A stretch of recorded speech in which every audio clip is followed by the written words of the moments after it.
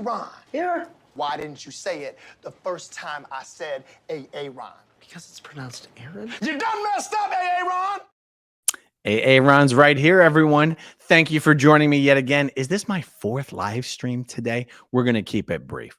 But anyway, welcome back to SPTV, where every day is a great day not to be in a cult. Guys, you know who done messed up this time? Danny Masterson's Scientologist friends just might have done messed up. Let me tell you what I'm talking about.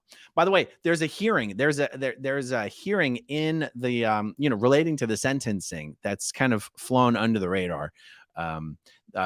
Most people who've been following the Danny Masterson sentencing will know. If you don't know, now you know. September 7th is the sentencing for Danny Masterson. I get conflicting information on this, but I'm going to share with you what I believe to be the most accurate information. I believe the sentence, what I'm told is to expect, the sentence will be 30 years to life. Apparently, we're not waiting for the judge to come back and say, is it 40 years? Is it 50 years? Is it 60 years? Apparently, his sentence will be 30 years to life. That means he's being sentenced to life in prison with the possibility of parole at 30 years. And we'll see. If that information is not correct, we will find out on September 7th. However, there's another hearing that you guys should put on your calendar, and that is for 7 days from today, August 21st. There is a hearing. The two issues that will be argued, and it's Danny's team that's going to have the opportunity to argue regarding these motions because the prosecution has already done their arguing. And both actually relate to Jane Doe 3. So Jane Doe 3, the three charged victims were Jane Doe 1, 2, and 3. All the other victims who testified were testifying as witnesses, not as charged victims.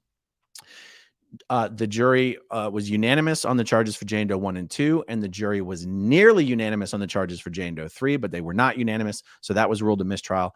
And the prosecution has requested that those charges be dismissed without prejudice, which would mean those charges Danny could be tried for his crimes against Jane Doe 3 at another point in the future. The defense team is arguing they want those charges dismissed with prejudice so that he cannot ever be tried for that again. That's one of the issues regarding Jane Doe 3 that will be discussed in 7 days from today. The Outlook, it does that.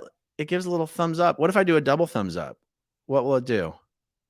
Bang. Oh my God, you guys. I don't know if it's YouTube that's doing that or if it's StreamYard that's doing that, but it's pretty funny. Okay. The other issue relating to Jane Doe 3 is whether she is going to be allowed to give a victim's impact statement. The judge has already ruled that nobody other than Jane Doe 1, 2, or 3 will be allowed to make a victim's impact statement. She has tentatively ruled that Jane Doe 3 will be allowed to make a victim's impact statement, even though Danny was not found unanimously guilty for the charges relating to her. So that's the other thing that's going to be argued. Both issues relating to Jane Doe 3, 7 days from today.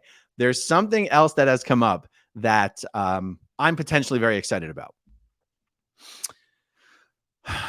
Okay. In the same courthouse, on the same floor, just a few doors down, was the trial for, and I always get this guy's name wrong, Tory Lanez, the one who shot Megan Thee Stallion. And Tory, for his original trial, had the same defense team as Danny Masterson, or at least part of the same defense team. So in some ways, things that roll out or things that have transpired in the Tory Lanez trial, there's reason to believe that things may go a similar way or the same way in the Danny Masterson trial. And part of what I'm talking about here is for Tory Lanez, that he was allowed to like over 70, something like 60 or 70 people spoke up or wrote letters on his behalf at the sentencing. So, the victims, the prosecution side, the victim side, they give victims impact statements, and then people are allowed to speak up on behalf of the convicted. Now, in Tori's case, like I said, it was over 60 people. And I believe most of those 60, you guys, I'm getting a little paranoid about my audio. Let me make sure that mic is selected. Oh, praise Xenu. Okay. Most of those 60 people wrote in letters. What the people who wrote in letters in support of Tori did not know is that those letters are public record. Okay. Now, so there was one example where one of some rapper who wrote a letter in support. She did not know that the letter was going to be made public. So she had made some public statements lying about what she said in her letter of support. She thought she could get away with lying about it because she didn't know it was going to be public.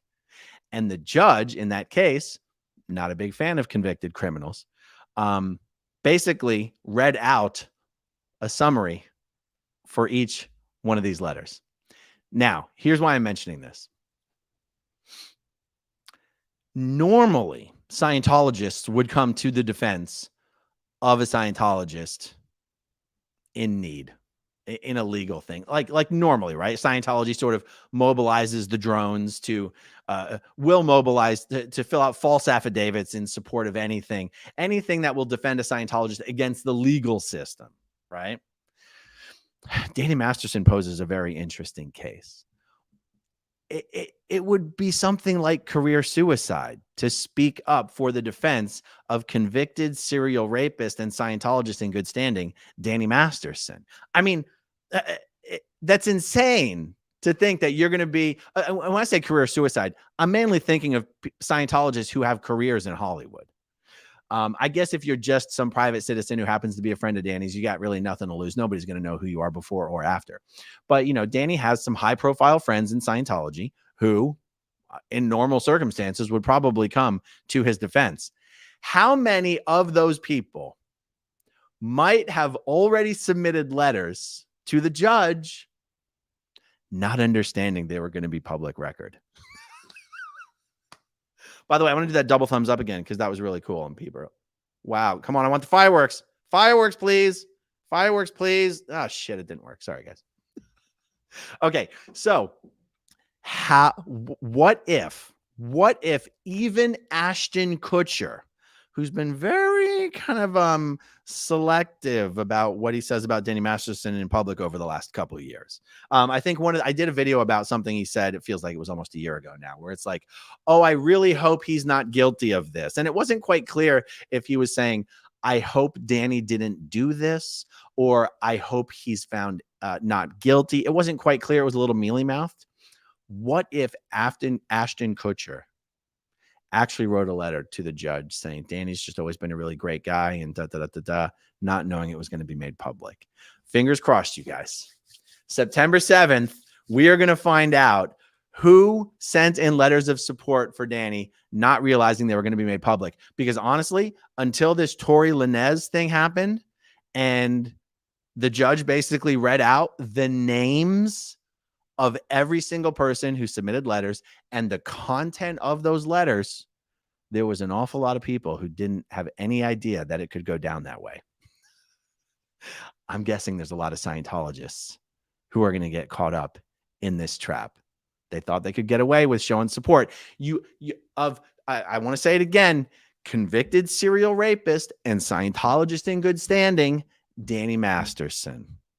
I can promise you, I will be doing a video giving the names and the names of any Scientologist who submitted the names of anyone who submitted letters of support to the judge for convicted serial rapist and Scientologist in good standing, Danny Masterson. I'll do a video with all the names and the content of all the letters. If it's public record, I can probably, after the trial is over, after the sentencing is over, get copies of all the letters. I'll be more than happy to do a video reading all the letters that everyone submitted, not realizing they were going to be part of the public record. And that's the update. That is the update. August 21st, there's going to be a hearing. I'll tell you guys exactly what happens at that hearing.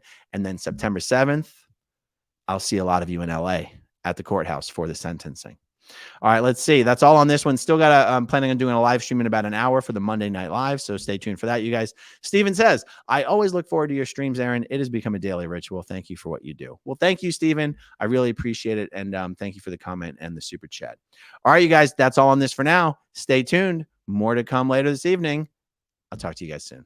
Okay, if you want to see my rock and roll songs, click right on this guitar. And if you want to see a different one of my videos,